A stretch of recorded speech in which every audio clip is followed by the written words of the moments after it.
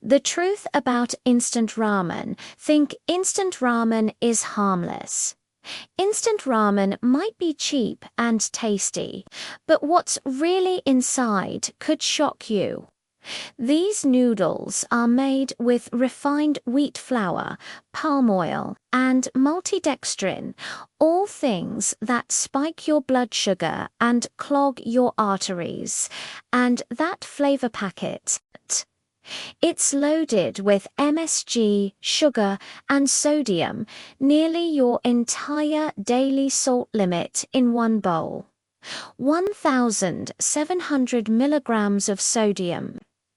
Regularly eating this can lead to high blood pressure, heart disease, and blood sugar spikes, especially dangerous if you're diabetic.